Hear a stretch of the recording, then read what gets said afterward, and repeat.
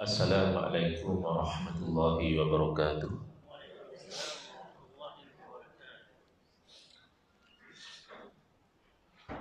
Siapa ada boleh bagi saya tisu, paper, semacam sesuatu. Alhamdulillah. Sihat, tapi tadi masa nak datang bersin. Mungkin.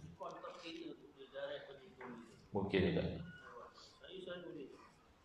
Mungkin juga ataupun tak lama tak bersih aircon, ada habuk.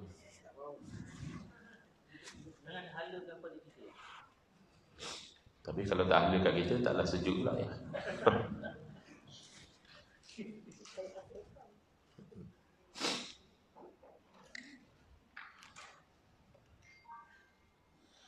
Biasa ada tisu ni muslimat. Muslimin jangan bawa tisu.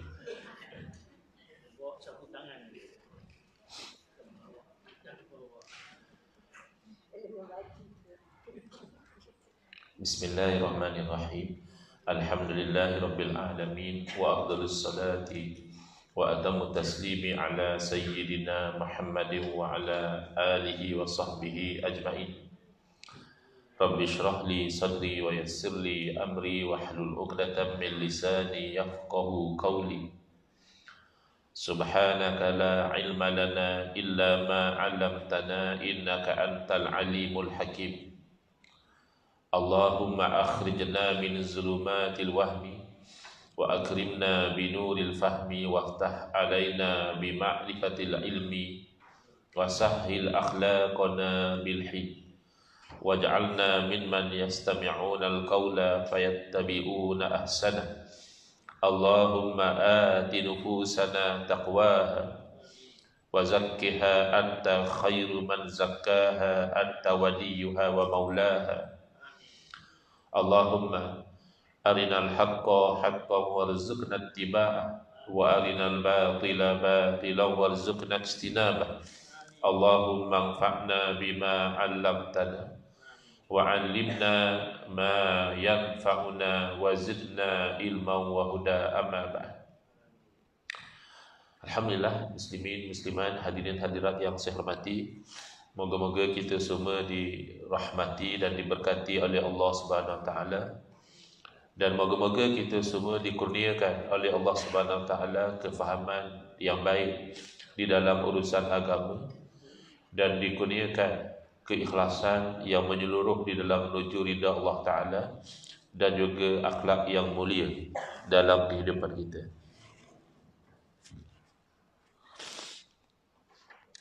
Saya buat live juga di Facebook saya. Memang dahulu pun macam itu, cuma beberapa kuliah yang lalu saya rely kepada live yang masjid buat, kerana saya tengok lebih cantik live yang masjid banding dengan saya punya pakai handphone ni. Masjid tu tengok kamera dia tu, kalau terjatuh atas kaki tu boleh cedera. Jadi saya share saja yang Facebook masjid. Cuma last kuliah ada netizen tanya, kenapa kuliah dipadamkan? Padam? Tak ada. Jadi saya kata tak tahulah, ada orang padam, tapi sebab kenapa padam saya tak pasti. Cuma saya dapat penjelasan bahawa dipadamkan kerana ada orang yang menjadikan rakaman kuliah itu modal untuk mengkritik pihak masjid. Kenapa penceramah cakap macam ni, kenapa cakap macam ni. Pandangan peribadi saya, wallahu a'lam, kalau kita padam, bermakna tercapailah objektif orang yang kritik. Dari awal kita sudah surrender. Kerana sebahagian yang kritik tu, kalau saya lah pengalaman Facebook saya, fake account, bukannya account yang sebenar. Dan fake account ni biasanya mereka created for a certain agenda. Mereka ada agenda tertentu, sama ada untuk mempromosi ideologi mereka atau untuk menghentam orang yang menolak ideologi mereka. Jadi cadangan saya kepada pihak masjid, Saya percaya pihak masjid ada dana yang besar lah berbanding kalau saya individu ni pun saya ada juga orang-orang yang tolong defend. Kita tak bayar dia lah, tapi dia suka rela tolong defend. Tapi kalau pihak masjid, saya percaya even pihak masjid boleh gajikan anak-anak muda yang faham agama, yang faham IT untuk jadi cyber troopers, because now it's about war yang melibatkan perception. It's a perception war, cyber war. So it's a cyber war, so we need cyber troopers. Jadi cyber trooper ni akan kalau nampak komen itu komen yang tak ada nilai, hanya masuk bagi hamun, then ban lah, delete and ban. Kalau komen itu timbul daripada ketidakfahaman, dia tak faham sebenarnya, lalu dia hentam. So cyber trooper ni akan terangkan, tuan sebenarnya maksud ustaz tu begini. Memang betul pun apa yang ustaz cakap. Itu dalam kitab ni pun ada sebut. Kalau pun orang yang kritik tu dia tak terima sebab dia memang dah ada agenda, sekurang-kurangnya the silent readers, the silent audience akan dapat manfaat. Oh, bercanggih rupanya. Sebab zaman sekarang ada orang yang menyalahgunakan media sosial untuk melakukan tindakan-tindakan yang tidak berakhlak.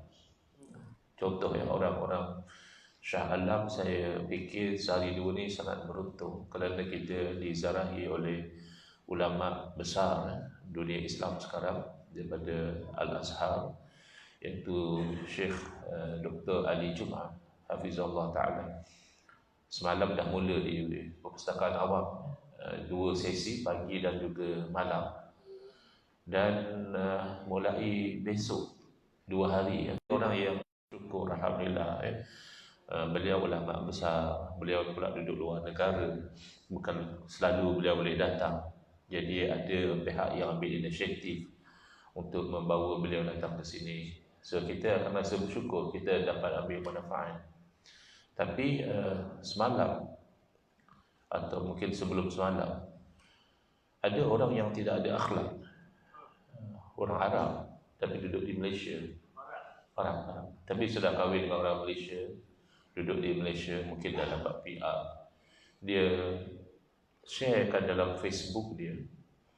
Dia kata, tapi dia perli. Dia kata kalau lihat wajah wali ini, dia letak gambar Syekh Dr. Ali Jum'ah, mengingatkan kita kepada salaf. Kita baca sebentar lalu, Masya Allah, ini satu pujian. Sebab tengok wajah beliau mengingatkan kita kepada generasi salaf. Tetapi dia dalam salaf yang dimaksudkan itu adalah disebut Jaham bin Safwan, disebut tokoh-tokoh ahli bid'ah, macam pengasas Jahmiyah, Mu'tazilah dan sebagainya. Ini satu penghinaan kepada ulama besar. Jadi kalau kita fikir, adakah kita nak mengalah dengan orang macam ini, atau kita nak mempertahankan? Itu yang saya nak kaitkan. Sekarang akan ada sentiasa orang yang tidak berakhlak dalam media sosial. Saya pun biasa jadi mangsa, tapi saya tak apalah, orang kecil saja. Kadang-kadang kalau saya jadi mangsa pun orang pun tak tahu, orang pun tak ambil tahu. Tapi kalau sampai Syekh Dr. Ali Jum'ah, he's an international figure, dihormati dalam seluruh dunia Islam. Tiba-tiba ada orang-orang yang tidak berakhlak demikian, kalau saya cadangkan kita pertahankan. Jadi begitu juga cadangan saya pada sahabat masjid, jangan padam kuliah, rugi.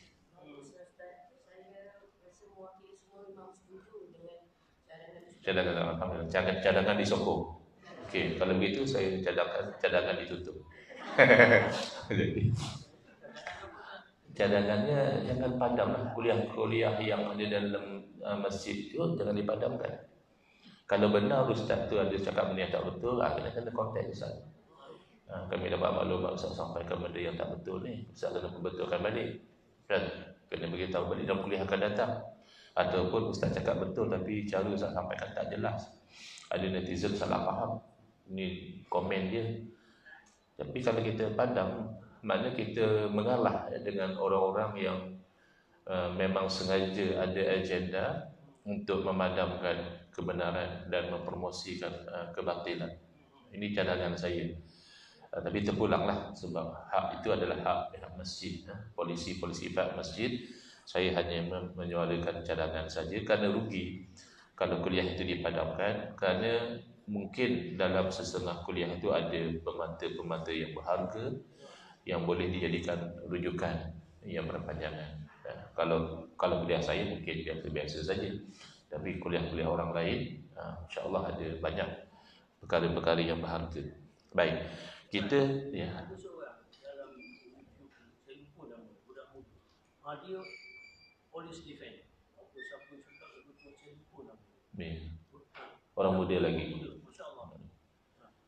Baguslah, alhamdulillah. Kita harap adalah dalam, sebab macam kita sebut tadi lah, peperangan sudah di sana. Kalau hanya pihak dia saja yang menghentam, tak ada yang defend, jadi seolah-olah orang terima. Alhamdulillah ada budak muda, ada orang tu yang bawa hadis apa tu. Take the initiative to defend. Alhamdulillah. Moga-moga lebih ramai orang-orang yang bangkit mempertahankan kebenaran ahli sunnah wal jamaah daripada serangan pihak-pihak yang mungkin terlampau ekstrim, rigid sangat, mungkin terlampau liberal, nak menghalalkan perkara yang haram dan sebagainya. So moga-moga ada tentera-tentera cyber yang bangkit mempertahankan. Tapi itu mungkin individual efforts.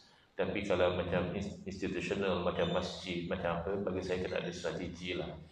Rugilah ada bajet tapi kita tak aktif cyber troopers untuk mempertahankan page kita dan sebagainya. Wallahualam.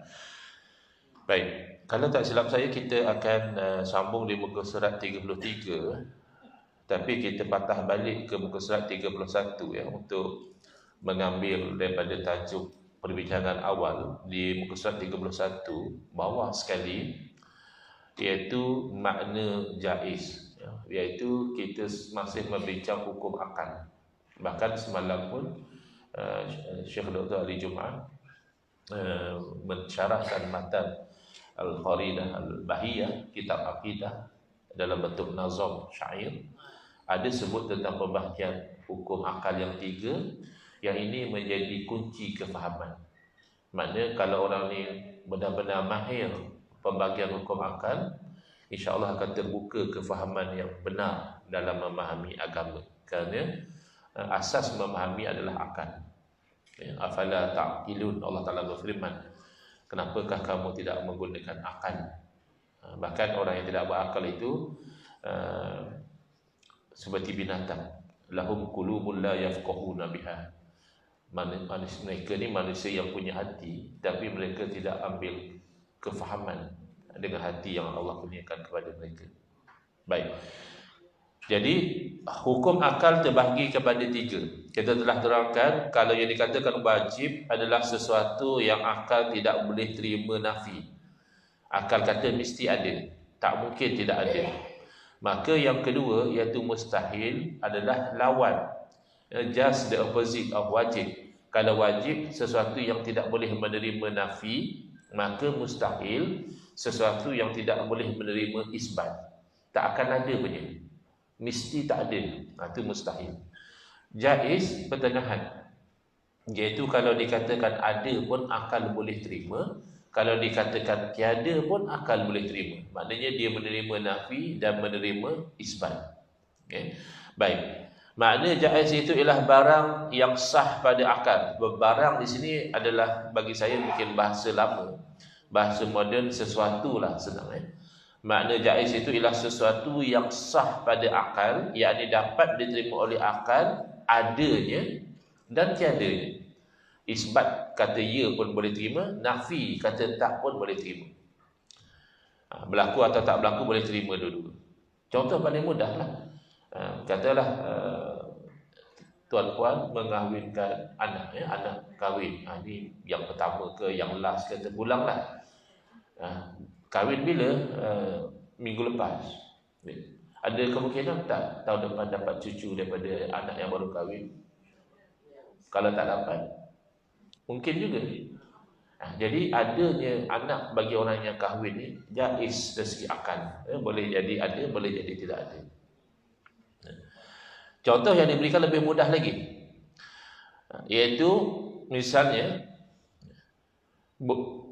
boleh menerima tetap dan nafi dengan berganti-ganti, bukanlah pada masa yang sama ya. Contohnya bergerak-gerak sesuatu jirim pada masa yang tertentu dan diam ya. Diam di sini bukan makna quiet. Diam di sini maknanya static ya, tidak bergerak dalam masa yang lain. Tapi kalau static dan bergerak dalam masa yang sama itu mustahil. At the same point dia bergerak pun tidak, static pun tidak, mana boleh. Tapi kalau dia bergerak dalam satu masa dan static dalam satu masa yang lain, itu jaiz, aklan. Dari segi akal boleh diterima. Terbahagi jaiz kepada dua bahagian, jaiz daruri dan jaiz nazari. Daruri maknanya semitah lalu nak tengok pun dah tahu kata benda tu jaiz, harus. Jaiz nazari semitah lalu tengok belum faham lagi, kena nazar, kena kaji dahulu, kena fikir timbang dahulu, barulah diputuskan bahawa perkara itu jaiz, perkara itu boleh jadi. Okey. Jaiz daruri contohnya adalah satu perkara yang tidak memerlukan fikiran yang mendalam, seperti bergerak jirim atau diam, boleh terima. Atau besar anak daripada ayah, besar ya, bukan tua. Anak umur 40, ayah baru 20, tak mungkin. Tak mungkin. Tapi kalau ayah tinggi 5 kaki, anak tinggi 6 kaki, boleh jadi. Ayah misalnya berat 65 kilo, anak berat 95, besar lagi badan dia. Macam mana anak awak ni, betul kan awak besar macam ni, awak kecil je. Oh ni ikut mak, kata dia misalnya. Jadi besarnya saiz anak daripada ayah tu akal boleh terima, ataupun sebaliknya pun boleh ya. Anak lebih kecil daripada ayah itu biasa juga. Tapi itu tak perlu fikir panjang lah. Ada yang perlu kepada fikir panjang, namanya jaiz nazari. Harus setelah dipertimbangkan, difikirkan, barulah dikatakan harus. Seperti menyeksa Allah Ta'ala akan orang yang taat dan memasukkan ke syurga orang yang asi. Kalau orang tanya, satu orang tu sembahyang, puasa, zakat, buat baik dengan jiran tetangga, tolong anak yatim ya. Tiba-tiba Allah masukkan dia dalam neraka. Satu orang ahli maksiat, minum arak, berjudi, berzina ya, bunuh orang lagi. Tahu-tahu bila dia mati Allah masukkan dia dalam syurga. Soalan, boleh ke macam itu? Dari segi akal jaiz, kerana Allah Maha berkuasa. Makhluk itu milik Allah. Kalau kita tengok Nabi Adam AS misalnya, setelah Allah ciptakan, belum lagi Nabi Adam solat, puasa dan sebagainya, Allah telah letak dalam syurga. Tak ada orang boleh komplain. Syurga itu makhluk Allah, Nabi Adam AS makhluk Allah. Maka Allah meletakkan satu makhluk dalam satu makhluk. Siapa boleh komplain? Tak ada orang boleh komplain. Saya kan pernah bagi contoh, dalam keadaan kita yang bukan pemilik sebenar, kita yang kata ni kereta saya, ni handphone saya, ini secara zahir saja. Secara hakikat handphone Allah, secara hakikat kereta Allah, semuanya milik Allah. Tetapi yang kita nisbah pada kita ni kepada zahir dan untuk hukum syarak. Tak boleh pula kita tengok handphone orang ni berkenan pula kita pun ambil. Orang tu komplain, kenapa awak ambil handphone saya? Bukan kau punya, ni Allah punya. Tak boleh lah macam tu. Jenuh lah macam tu. Pakai modal Allah punya macam itu untuk hakikat akidah. Ambil lah dia punya, ambil yang mahal lagi ya. Allah punya juga jawab, dia tak selesai.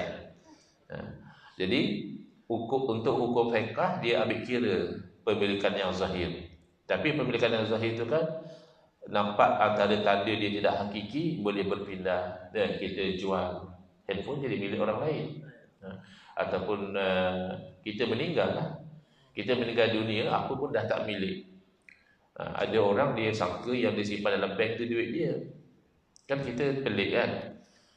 Katalah kita hari Jumaat ni selalu setengah masjid ada tabung bergerak Mungkin satu orang dia niat nak bagi RM2, so dia keluarkan 2 keping, masukkan dalam tabung. Rupa-rupanya dia terkeluar 50 dua keping.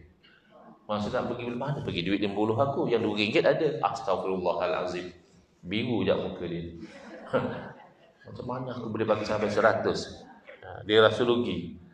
Dia tak perasan duit yang dia masuk dalam tabung itulah jadi milik dia sampai bila-bila. Dah masuk akaun akhirat.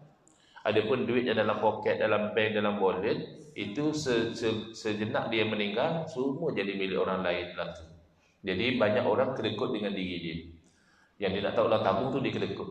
Tapi dia pemurah dengan orang lain. Yang dia simpan dalam bank tu banyak, juta-juta. Itu habuan orang lain. Yang lebih menyedihkan, duit yang banyak juta-juta tu dia cari, dia usaha, dia berniaga, dia bekerja, maka dia akan dipersoalkan. Dua kaki anak Adam tidak bergerak, melainkan ditanya tentang 4 perkara. Tentang umurnya dan sebagainya. Salah satunya tentang harta. Dari mana kamu ambil? 1. Ke mana kamu belanjakan? 2 segmen, sebab harta dia panjang. Jadi dia kena tanya. Kalau kena itu syubhat haram jenuh nak jawab. Yang waris dia tadi dapat juta-juta, tak payah usaha pun, dapat pewarisan. Dan malaikat pun tak tanya. Kalau tanya pun, di mana dapat harta juta-juta? Ayah saya meninggal, saya dapat berapa bahagian daripada. Senang. Bukanlah suruh kita kedekut dengan anak. Tak juga. Dalam hadis Nabi SAW beritahu bahawa satu orang tu meninggalkan waris dia dalam keadaan kaya, itu lebih baik daripada meninggalkan waris dia dalam keadaan miskin, terpaksa minta-minta dengan orang. Itu tak ada masalah. Masalahnya adalah sangkaan kita, kononnya yang kita belanjakan itu hilang, yang kita simpan itu milik kita. Kesalahannya dekat situ. Jadi hakikatnya milik Allah Ta'ala. Itu pun dalam keadaan macam itu, kalau kita ada satu kereta kancil lama dan satu lagi kereta Mercedes S-Class baru beli. Kan kereta baru ni dia ada satu bau. Bau kereta baru lain macam. Plastik pun tak habis buka lagi. Tiba-tiba kancil lama ni, kalau kita ada business meeting, jumpa klien, kita bawa kancil baru. Bila kita pergi ke kebun, ambil buah, bawa pasir apa, kita bawa Mercedes baru. Jadi ada kawan kita duk berhati, tengok, dia pelik orang ni. Dia pun sembang, dia kata, aku rasa tak sesuai. Apa yang tak sesuai? Ialah kau punya penggunaan kereta tu lah. Sepatutnya kalau kau nak pergi kebun, bawa buah, pasir apa, bawa lah kereta kancil buruk. Kalau kau nak jumpa klien, bawa lah kereta S-Class, kan lebih meyakinkan. Kau nak convincekan orang, nak buat deal, nak apa, sepatah je dia cakap, kereta aku ke kereta kau? Kau ada bayar ke apa? Sebenarnya logik juga apa yang dia cadangkan. Tapi itulah realitinya, kereta dia. Terpulang lah. Dia nak bawa kancil pergi business meeting, dia nak bawa Mercedes pergi kebun, dia fahamnya adalah kereta dia. Dalam keadaan pemilikan dia tidak hakiki. Apatah lagi pemilikan Allah tu hakiki. Tak akan ada cerita Allah terlepas milik, tak ada. Kita boleh terlepas milik. Tanah dah boleh terjual, ya. Kereta dah boleh tergadai dan sebagainya, boleh. Tetapi Allah tidak akan terlepas milik. Maka dari segi akal boleh sahaja Allah meletakkan hamba-Nya itu walaupun taat dalam neraka, boleh saja Allah letakkan hamba dia itu walaupun maksiat dalam syurga. Lalu ada soalan lagi, habis sampai macam itulah akal menghukumkan harus. Jawapan, sebenarnya tidak sampai menghukumkan itu harus. Ini kalau bercakap secara teori, ia harus. Tetapi kalau ditilik kepada wahdanah Allah, kerana menilik kepada wahdanah Allah, Allah tidak ditanya tentang apa yang Allah lakukan. Dan ayat yang lain di bawah muka surat 33, fa'alun lima yurid. Allah Ta'ala sangat-sangat melakukan apa yang Allah Ta'ala kehendaki. Jadi ini soalan kita pada hari ini, ya. Kita sambung kat sini. Tidakkah yang demikian itu tertegah pada syarak? Okeylah, yang kamu cakap harus tu dari segi akal. Dari segi syarak macam mana? Jawapannya, ya, memang yang demikian itu tertegah pada syarak. Kita tak kata Allah akan buat macam itu. Kenapa? Allah beritahu. Yang taat Allah masukkan dalam syurga, yang maksiat Allah masukkan dalam neraka. Sama juga macam isu Abu Lahab. Bolehkah Allah ampunkan Abu Lahab, masukkan Abu Lahab dalam syurga? Dari segi akal, boleh. Tapi dari segi syarak tak boleh. Kerana Allah dah beritahu, tabat yada abi lahabi wa tab. Pastilah yang Allah beritahu itu betul. Maknanya dari segi syarak, kita wajib mengatakan Abu Lahab ahli neraka. Tak mungkin dia ahli syurga sebab Allah dah beritahu. Begitu. Kena bezakan antara yang ketetapan akal dengan ketetapan syarak tadi. Nisbah wa'ad dan wa'idnya. Apa beza wa'ad dan wa'id? Dia daripada root word yang sama, waw ain dal. Cuma satu waw ain dal, wa'adun, satu lagi waw ain ya dal, ada tambah ya. Bezanya dalam dari segi konteks penggunaan, wa'ad berarti janji baik. Allah janji syurga untuk orang taat, Allah janji pahala dan sebagainya. Sementara wa'id janji buruk. Allah janji neraka, Allah janji dosa, Allah janji azab. Asalnya dulu itu maknanya janji. Wa'ad janji, wa'id juga janji. Tapi di segi konteks tak sama. Kalau wa'ad janji yang baik, yang elok. Kalau wa'id dia lebih pada macam amaran, warning. Allah janji akan masukkan dalam neraka orang yang buat macam ini. Orang yang tak solat Allah janji, tapi janji itu wa'id nama dia. Jadi nisbah pada wa'ad dan wa'id, bahawasanya Allah Ta'ala telah memilih dengan kelebihan dan kurnianya yang besar, iaitu bagi mukmin, orang yang beriman yang taat itu nikmat yang berkekalan. Dan Allah telah memilih dengan keadilannya bahawa bagi kafir itu azabun alim, azab yang pedih lagi berkekalan. Peringatan. Memang banyak timbul persoalan yang demikian rupa. Bahkan ada orang yang mempertikaikan, kalau yang soleh masuk neraka, sedangkan ahli maksiat boleh ke syurga, maka apa perlunya kita beramal soleh? Baik kita buat maksiat je, kan? Sebenarnya perkara yang demikian tidak perlu dipertikaikan. Sebab yang kita huraikan iaitu boleh ke syurga orang yang asi, ahli maksiat, dan boleh ke neraka orang yang soleh, itu dari segi akal semata-mata. Bukan dari segi ketetapan syarak, tidak begitu. Ketetapan syarak yang soleh Allah masukkan dalam syurga. Dari segi akal semata-mata. Kerana kalau tidak berarti Allah terpaksa. Sedangkan akal tidak boleh menerima Allah itu terpaksa. Allah terpaksa masukkan orang soleh dalam syurga. Allah mesti buat macam tak ada. Fa'alul lima yurid. Allah buat apa yang Allah Ta'ala kehendaki. Kita bawa satu contoh. Memandangkan kita ini makhluk dan Allah itu khalik. Khalik maknanya pencipta, dan malik iaitu pemilik. Maka dia boleh lakukan apa sahaja terhadap makhluk yang dimilikinya. Kita bawa satu contoh. Kita mempunyai beberapa pasang pakaian. Boleh saja kita pakai mana yang kita kehendaki, atau yang lain tu kita bagi pada orang. Kita pulanglah. Kenapa yang elok kau bagi kat orang, yang buruk kau pakai? Memanglah patutnya yang elok bagi kat orang. Bagi yang buruk kat orang tu yang biasa kita buat, yang kita dah tak nak pakai. Eloklah juga daripada tersimpan, tak ada orang pakai, membazir. Yang kita tak nak pakai kita bagi kat orang, eloklah juga. Tapi yang lebih elok, yang kita masih sayang, yang kita masih nak tu, yang kita bagi kat orang. Hatta tunfikuna mimma tuhibbun. Kita akan dapat kebaikan tu tak payah, kecuali kita dah sampai ke peringkat kita sanggup infak benda yang kita sayang. Ini yang dilakukan oleh orang-orang soleh dahulu. Dia akan kena pasti apa yang benda harta yang dia paling sayang, yang tu nanti dia akan infakkan. Baik. Adapun mengenai balasan baik atau azab, perkara ini termasuk dalam bahagian hukum syarak. Sebab tu kita tak boleh kata Abu Lahab tu akan masuk syurga, tak boleh. Sebab syarak dah tetap Abu Lahab tu ada neraka. Dari segi akal saja kita kata boleh, sebab Allah Maha berkuasa. Maka dalam kes ini tidak sama hukum syarak dengan hukum akal. Dengan hukum akal yang disertai dalil kita gunakan untuk mengenal Allah, dengan hukum syarak kita gunakan sebagai pedoman bagi membaiki diri dan amalan kita. Jadi hukum syarak dah kata orang buat baik masuk syurga, kita buat baik. Ada orang kata bukan kita masuk syurga dengan rahmat Allah. Betul lah. Itu dalam hadis sebut macam itu. Tapi kena ingat ayat Quran kata apa? Wa rahmatullahi qaribun minal muhsinin. Rahmat Allah tu hampir dengan orang yang buat baik. Jadi nak dapat rahmat Allah yang buat baik. Gitu.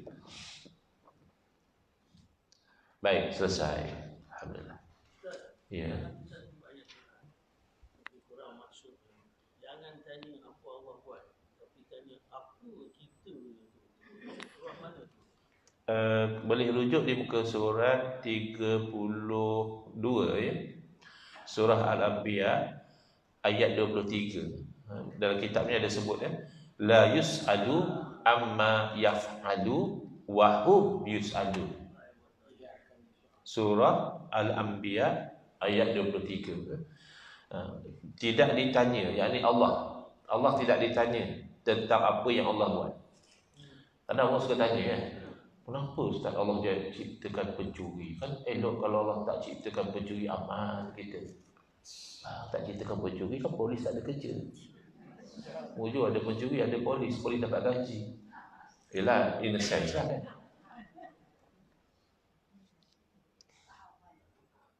Tapi sebenarnya tak ditanya kenapa Allah buat. Wahum yus'alun, dan mereka manusia itu akan ditanya, kenapa kamu buat macam ni, kenapa kamu buat macam ni, harta ni kenapa kamu belanja kat sini, kenapa tak belanja ke sini. Itu kita akan ditanya.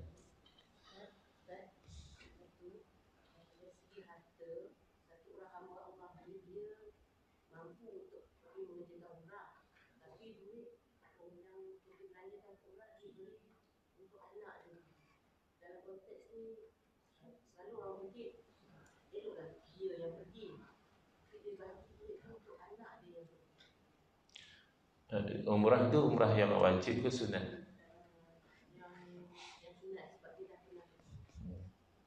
Dan tak ada isu lah. Sebab dalam kaedah beragama, al-ithar fil kurbi makruh. Kita mendahulukan orang lain dalam bab melakukan ketaatan itu dibenci. Tetapi dalam urusan dunia mustahab. Kita dahulukan orang lain dalam urusan dunia. Itu yang digalakkan. Contohnya makanan tak banyak. So kita sebenarnya kalau boleh nak makan banyak, tapi tengok kalau aku makan orang lain tak dapat. So kita bagi dahulukan orang lain. Yang tu yang jarang berlaku. Tak percaya tengok dekat majlis buffet. Kita pernah kambingkan kita dulu, habis tak habis nombor 2 ni rumah terbuka, pejabat terbuka dia banyak, cuba tengok. Orang hamba Allah tu datang kemudian dah hanya duduk minum air je dah, makan dah habis. Kita terbalik. Tapi cuba bab sah depan. Sila. Padahal yang tu yang kita kena dahulu. Bukanlah sampai bertumbuk, tidak lah. Tapi kalau dah depan tu kosong, kita yang pergi. Kenapa kita bagi orang? Itu maksudnya al-isar fil kurbi, mendahulukan orang pada ketaatan. Tetapi macam kes dia tadi kan dia dah tunaikan umrah dia. Jadi anak dia belum lagi. So menunaikan yang wajib itu kan didahulukan berbanding yang sunat. Sama juga orang yang dah pergi haji misalnya, haji wajib dah selesai. Kat situ dia ada pilihan. Dia pergi berkali-kali, cerita kau ayah 7-8 kali dah pergi haji. Mungkin dia boleh gunakan duit itu untuk bantu orang-orang miskin, pelajar-pelajar yang nak sambung pengajian. So itu sebab priority. Tapi kalau dia sendiri pun belum tunaikan, maka dia dahulukan diri dia. Kerana dalam bab ketaatan disuruh kita mendahulukan diri kita. Wallahu a'lam.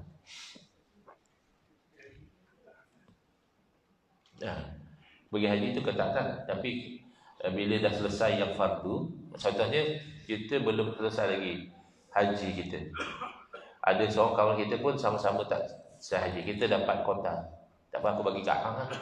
Itu makruh, dibenci. Sebab sama-sama wajib. Kita dahulukan diri kita. Tapi ceritanya yang wajib kita dah selesai, kita ada duit. Adakah kita nak guna duit itu untuk kita pergi haji kali kedua, ketiga, keempat? Boleh. Tapi kalau ada prioriti lain, misalnya anak jiran kita nak sambung, orangnya bijak tapi duit tak cukup, kalau tak dia terpaksa bekerja, potensi dia jadi orang alim dan sebagainya, orang bijak pandai, terbantu. So kita bagi bantuan kepada dia. Jadi itu prioritizing dan need kan, berbanding dengan kita pergi haji itu sudah saja, tak pergi pun tidak berdosa lah. Aulawiyat ya. Baik. Baik, selesai tentang hukum akal. Sekarang kita pergi kepada the main content dalam kitab ini, iaitu kenyataan sifat-sifat yang wajib bagi zat Allah Ta'ala dengan ijmal dan tafsil. Lepas tu kena terang dahulu pembahagian hukum tadi. Bila kita buat kenyataan sifat-sifat yang wajib bagi zat Allah Ta'ala. Kalau orang yang tak faham, dia kata macam mana sifat wajib bagi Allah? Kiranya kalau Allah tak bersifat macam tu, berdosa ke macam mana? Dia tak tahu. Wajib di sini wajib akal, bukan wajib syarak. Dan kadang-kadang dalam satu ayat ada dua jenis wajib. Contoh, wajib ke atas setiap orang mukallaf tahu dan meyakini sifat-sifat wajib bagi Allah. Wajib yang pertama tadi wajib syarak, iaitu kalau dia tak tahu dia berdosa. Tetapi wajib yang kedua wajib akal, iaitu akal mengatakan sifat itu mesti ada pada Allah. Tak mungkin tak ada sifat itu pada Allah. Jadi dalam satu ayat walaupun sama-sama guna wajib, tapi satu wajib syarak, satu lagi wajib akal. Soalan, apakah yang wajib bagi zat Allah Ta'ala dengan ijmal? Dengan ijmal makna secara keseluruhan macam tu, secara borong macam tu, apa yang wajib? Lawannya tafsil. Tafsil maknanya secara detail, secara terperinci. Kalau begitu, ijmal tidak terperinci, tidak detail, secara menyeluruh macam tu saja. Apa yang wajib? Jawapan, yang wajib bagi Tuhan kita Allah Azza wa Jalla dengan jalan ijmali, iaitu secara keseluruhan, iaitu bersifat Allah Ta'ala itu dengan segala sifat kesempurnaan. Kamalat, kamalat itu perkataan bahasa Arab. Kamal makna kesempurnaan. Tambah alif ta menunjukkan banyak. Alif ta itu muannas, menunjukkan banyak.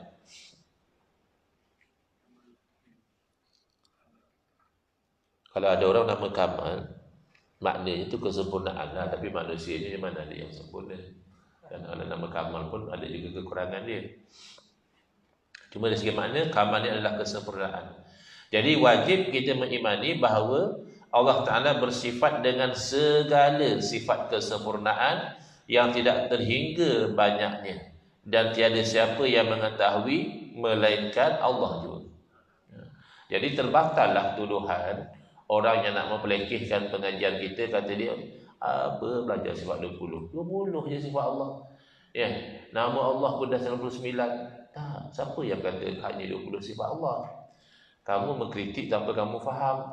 Kalau kamu faham, kita yang belajar mengajar tadi sifat 20, kita yakin bahawa Allah bersifat dengan segala sifat kesempurnaan. Banyak mana? Hanya Allah yang tahu. Baik, cuma yang 20 ni yang minimum, ummahatul sifat. Sifat-sifat utama yang mana kalau orang tu ada akal, dia tak boleh terima Tuhan tapi tak ada sifat tu. Kalau dah Tuhan mesti bersifat macam ini. Paling tidak 20 tu dia meyakini. Pertama, berapa sifat yang wajib pada hak Tuhan kita Allah Azza wa Jalla dengan tafsil. Ini baru bilang secara terperinci. Ada huraian dia. Jawapan, yang wajib bagi Allah Azza wa Jalla dengan jalan tafsil itu 20 sifat. Iaitu pertama, wujud.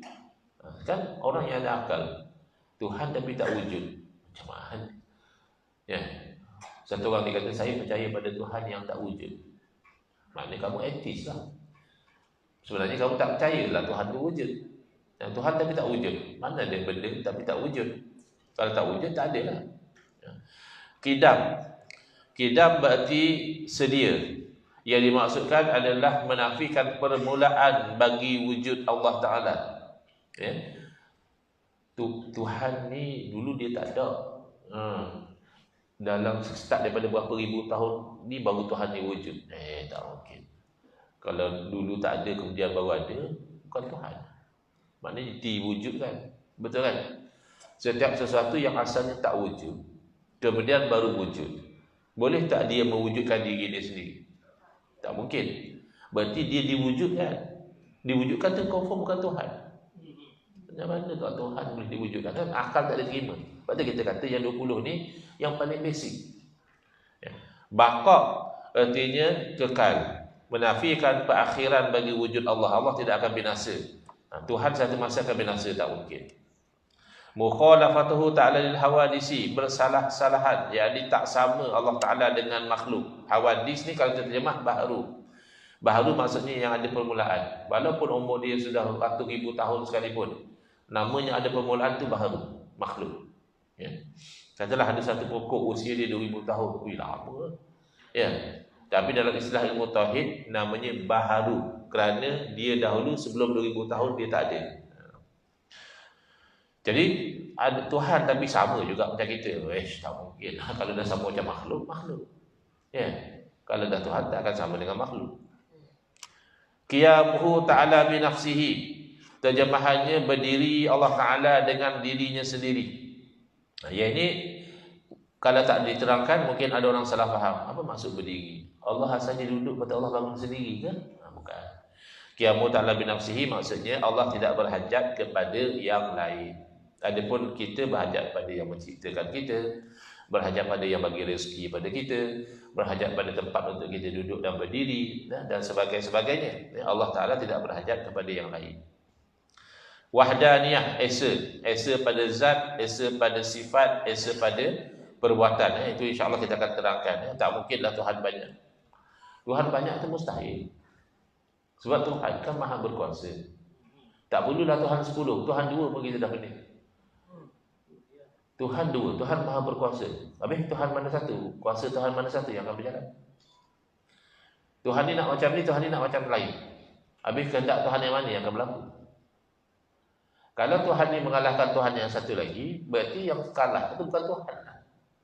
Boleh kalah, boleh Tuhan ke boleh kalah.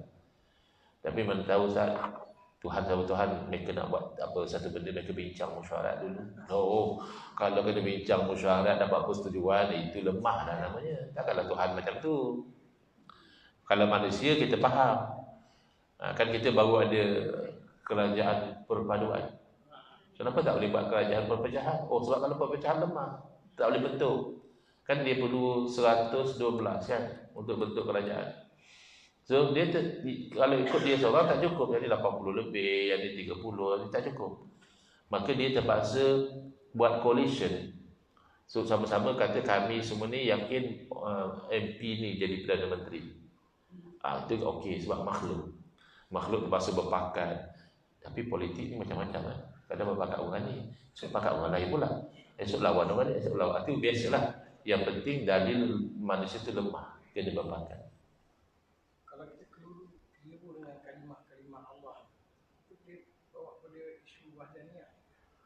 Boleh. Sebab Allah ni adalah nama. Dan nama ni dia merujuk pada zat yang esa. Itu Allah. Jadi kalau kita gunakan nama Allah, kita nak merujuk kepada manusia, haram. Contoh, satu orang menamakan anak dia dengan nama Allah, itu haram. Kerana tak boleh. Nama Nabi tak apa. Sebab Nabi makhluk. Jadi kita nak tabaruk, ambil berkat dengan nama Nabi boleh. Tapi Allah tak boleh. Kerana Allah hanya merujuk pada zat yang esa. Kalau tak boleh kita namakan manusia dengan nama Allah. Sedangkan Allah tu, manusia tu makhluk Allah yang mulia. Walaqad karramna bani Adam. Kami telah muliakan anak Adam. Pun tak boleh letak nama Allah. Boleh atau tidak kita letak nama Allah pada batu, pada berhala, atau pada entiti yang sebenarnya bukan Allah. Entiti yang tiga, Trinity, tak boleh. Tapi ada orang dia tak faham isu. Bila kita kata jangan benarkan guna orang bukan Islam gunakan nama Allah dalam penerbitan dia, sebab itu tidak merujuk kepada Allah. Tapi nak translate God, translate lah Tuhan. Kan macam diterangkan oleh sebagian peguam, kata dia kalau orang tu kata anak Tuhan, bapa Tuhan, Tuhan bapa dan sebagainya, kita tahu benda itu tak betul, tapi dia tak menyentuh etikad kita. Ya, itu hanya kepercayaan dia. Kita tak terima tapi dia percaya begitu. Tapi kalau dia kata anak Allah, itu akan memberi satu gambaran bahawa Allah boleh ada anak. Jadi sebab itu dalam penerbitan tak dibenarkan supaya orang-orang yang membaca itu tidak akan jadi terkeliru. Dan sebab tu ada pula dia kata kena cetak ini hanya untuk orang Kristian. Kok anak-anak muda mungkin kata saya iman saya kuat. Ya, kamu orang lain, orang-orang muda yang mungkin tak berapa mantap sangat kefahaman dia, sama je. Mereka pun sembah Allah juga. Kan? Jadi orang-orang tak faham. Dia kata, orang Arab pun memang sebut Allah je. Bukan isu sebut bang. Kalau sebut, tak boleh tunggu orang Arab. Orang Cina boleh sebut Allah. Orang India yang Hindu boleh sebut Allah. Tak masalah. Kita memang tak boleh halang pun. Kan, terutama kalau sebelah pantai timur, Cina, India yang bergaul dengan masyarakat Melayu, dia dah jadi orang Melayu cara dia bercakap. Cina Kelantan cakap Kelantan, kecek Kelantan. Cina tapi kecek Kelantan. Jadi bila dia bergaul, kadang-kadang kita tanya dia, kita pergi kedai perabot orang Cina, kita beli almari, okey, bila boleh hantar? Besok insya-Allah saya hantar. You tak boleh guna Allah? Tak ada. Dia boleh guna, dia boleh sebut Allah. Bahkan mana tahu lama-lama insya-Allah alhamdulillah terbuka hidayah buat dia. Dia bukan isu sebut. Itu saya fikir macam mana orang bijak pandai boleh buat komen yang tak ada legun dengan isu. Kata dia kalau tak boleh guna Allah, orang kafir tak bolehlah sebut Allah. Nanti kalau orang menyanyi lagu Selangor ada sebut Allah. Tapi kalau dia non-Muslim, dia tak bolehlah nyanyi lagu negeri Selangor. Bukan itu isu dia. Isunya adalah larangan menggunakan beberapa istilah yang kalau orang Islam baca, dia faham itu merujuk pada istilah Islam dalam penerbitan. Itu yang jadi isu. Jadi kalau kita buat komen yang tak ada kena dengan isu, jadi orang keliru. Arab zaman Nabi pun sebut Allah. Ya, sebut Allah zaman kita pun boleh. Tak ada masalah. Kan selalu dicakapnya Tuhan Allah. Mungkin sebutan ini tak tepat, tapi dia merujuk kepada Tuhan kita. Ada.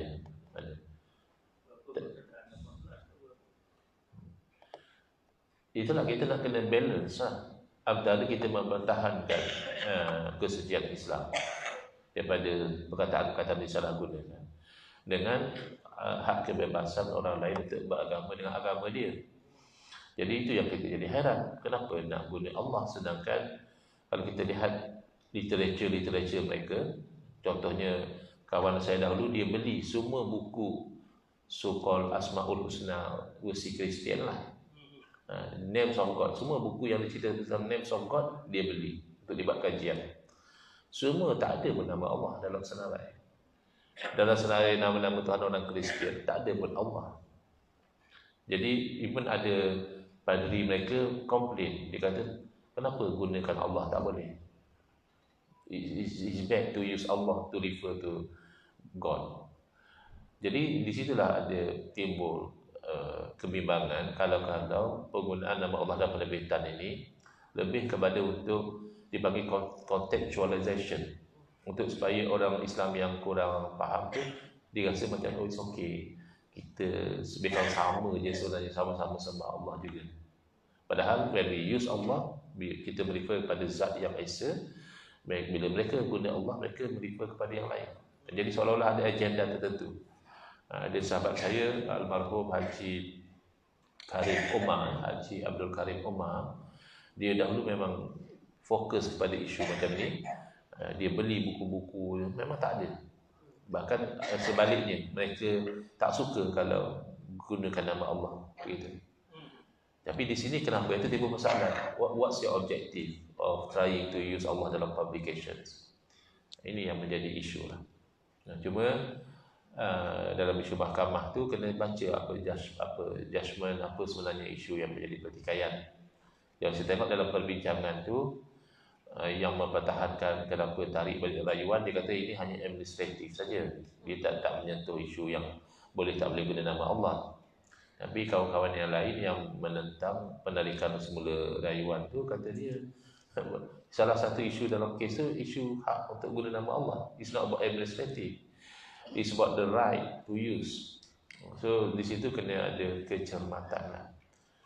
Kerana mempertahankan agama termasuk maqasidus syariah, hifzuddin. Dari segi undang-undang dia termasuk sumpah yang teragung, perkara 37(1) dibaca dengan jadual 4. Yang teragung bersumpah dengan nama Allah, wallahi wabillahi watallahi, antara lain untuk menjaga pada setiap masa agama Islam. So bila agung bersumpah, it's a constitutional oath. Berarti baginda bersumpah atas kapasiti sebagai ketua negara, not in his own personal capacity. It's an official capacity. So bila bersumpah atas kapasiti ketua negara, maka dia mengikat, sumpah baginda mengikat organ-organ kerajaan. So the executive and the legislative and the judiciary has to uphold sumpah yang agung ni. Ya. Wallahu a'lam. Lepas tu saya tengok dari segi perlembagaan kita, nak kata 100%. Kan ada orang kata, ni perlembagaan kafir, ni perlembagaan lottery. Tak tepat juga. Sebab ada orang Islam yang terlibat draft perlembagaan tu dan dirujuk pada majlis raja-raja. And that's why ada masuk Islam adalah agama persekutuan. 11.4 kita boleh buat undang-undang untuk kawal doktrin agama di kalangan orang Islam. Tak boleh sewenang-wenangnya dakwah orang Islam suruh tukar agama. Ada perkara 37(1), ada perkara 74 atau apa. So that's why ada perkara-perkara perlembagaan tu yang selari dengan tuntutan agama. Yang itu kita kena pertahankan. Baik.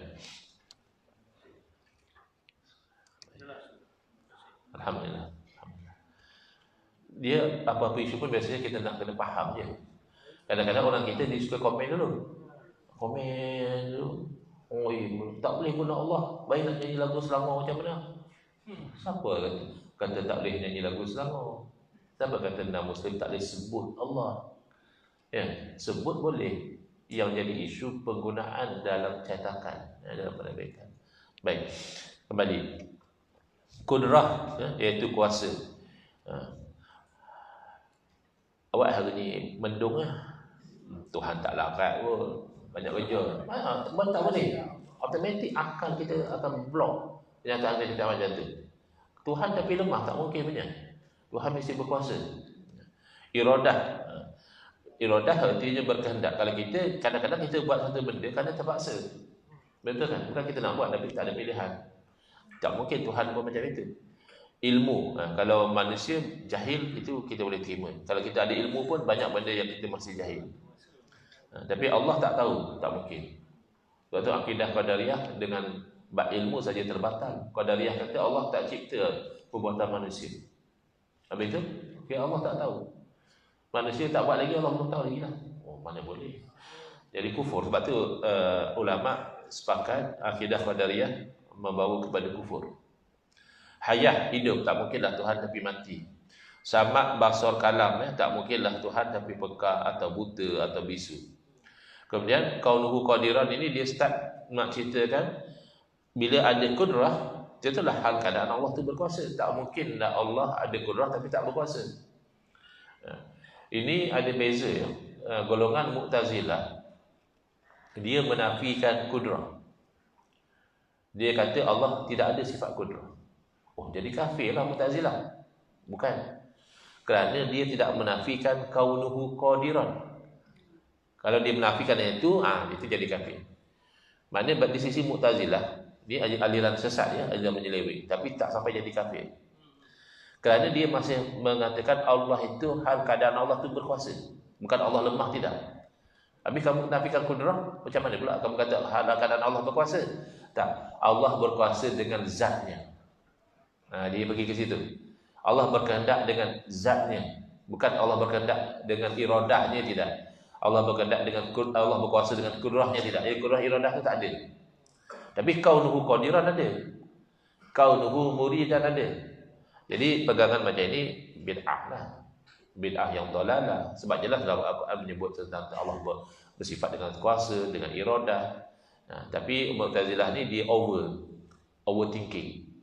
Jadi dia nafikan perbuatan dia itu bid'ah yang sesat, tapi tidak sampai dikafirkan kerana dia masih lagi beriman kaunuhu qadiran, kaunuhu muridan, kaunuhu aliman, hal keadaannya mengetahui, kaunuhu hayyan, hal keadaan Allah itu hidup, kaunuhu sami'an, hal keadaan Allah itu mendengar, kaunuhu basiran, kaunuhu mutakalliman. 20 ya, ini ikut pembahagian Imam Abu Mansur Al-Maturidi. Asalnya ikut Imam Abbas Al-Asy'ari 13. Kat sini pun orang perli. Orang kata ni apa khilaf pula, ada hak kata 13, ada hak kata 20. Kena faham khilaf hanya pada perlu bilang ke tak perlu bilang yang kaunuhu. Di sisi Imam Abbas Al-Asy'ari tak perlu bilang dah, sebab kudrah tu sudah merangkumi. Bukan bila Imam Abbas Al-Asy'ari kata 13 kaunuhu qadiran tu ditolak, bukan. Tak perlu bilang saja sebab dia sudah termasuk dalam kudrah. Ikutlah ada orang dia nak meragu-ragukan kita. Sama maksud dah Ustaz. Bila kudrah tu keadaan pun samalah. Kudrah tu sifat dia, kaunuhu tu keadaan dia. Jadi bila ada kudrah, dia melazimkan kaunuhu. Sebab itu Imam Syafi'i kata bila kata dah melazimkan, tak perlu dah bilang lagi. Tapi Abu Mansur Al-Maturidi mengatakan perlu bilang untuk menolak sangkaan yang orang yang nak menafikan. Kok dia nak mengatakan kaunuhu qadiran tu tak ada, maka kita bilang untuk pastikan memang ada. Hal keadaan berkuasa itu memang ada. Baik. Yang fardu ain ni kita nak ni secara tafsir juga sifat-sifat ni kena tahu kan. ya, secara tafsir kita tahu Kalau tidak tak lepas fardu ain. tak lepas. Ya. Tapi bukanlah makna kata kita tahu tu makna tak lepas ni kalau yang tafsir. Kalau secara ijmal lepas saja. Kalau kita tu sudah tahu dan yakin Allah bersifat dengan segala sifat kesempurnaan, termasuklah wujud qidam baqa itu, lepas dah fardu ain kita secara ijmal. Ya. Tapi kalau secara tafsir sekurang-kurangnya 20 ni kita tahu. Tapi yang ni tak perlu. Yang ni bukan fardu ain. Kepada berapa bahagian terbagi sifat yang wajib bagi Allah Ta'ala dan apa erti sifat? Ya. Terbagi sifat sekiranya maknanya kepada 4 bahagi, iaitu nafsiyah, sarbiyah, ma'ani dan ma'nawiyah. Ya. Saya tak faham itu Ustaz. Tak apa. Kita tak tahu mana satu nafsiyah, mana satu sarbiyah, tak apa. Jangan sampai kita kata Allah tak wujud, itu tak boleh. Jangan sampai kita kata Allah baru wujud, itu tak boleh. Tapi qidam ni nafsiyah ke sarbiyah? Tak ada. Yang saya tahu kampung saya ada perempuan nama Sabiah. Itu tak menjejaskan kewajipan. Kalau tahu bagus sebagai teknikal ilmu bahawa wujud itu sifat nafsiyah, kemudian qidam baqa itu sifat salbiyah, kemudian qudrah iradah itu sifat ma'ani, qaunu qadir itu ma'nawiyah. Tahu bagus, tak tahu bukan sampai mencacatkan fardu ain kita tak. Wallahu a'lam. Insya-Allah kita akan perincikan mulai daripada erti sifat di muka surat 36 ya, insya-Allah. Bismillahirrahmanirrahim. Alhamdulillahirabbil alamin wassalatu wassalamu ala asyrafil anbiya'i wal mursalin wa ala alihi wa sahbihi ajma'in. Allahumma shrah sudurana wa ahsin akhlaqana wa azim ujurana wa nawwir qulubana bi nuri hidayatika kama natarada bi nuri syamsika abadan bi rahmatika ya arhamar rahimin. Walhamdulillahirabbil alamin. Amin ya rabbal alamin wal afu minkum. Kalau katakan pihak masjid masih dengan approach memadamkan kuliah, siapa yang nak rujuk boleh pergi ke page saya.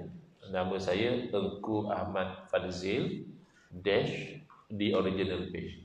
Tapi biasanya kalau tanya Engku Ahmad Fadzil pun akan keluar 2 saja. Satu page saya, satu lagi personal account saya. Jadi personal account saya cadangkan tak payah add friend sebab dah penuh. Boleh je nak add, kadang-kadang saya boleh pula. Kadang-kadang Facebook kata dah penuh. Boleh saja nak add. Tapi yang lebih saya selalu kerap update adalah page saya. Engku. Iya, Engku, bukan Tengku ya, Engku. Ahmad macam biasa. Ya. Fadil tu aja dengan F-A-D-Z-I-L. F-A-D-Z-I-L. Ya. Sambung Ustaz. Maksudnya bersambung. tak lain-lain. Aku ada space, Ahmad ada space, Fazil ada space, dash di original page. Tapi biasanya kalau data itu Ahmad Fazil dia akan keluar.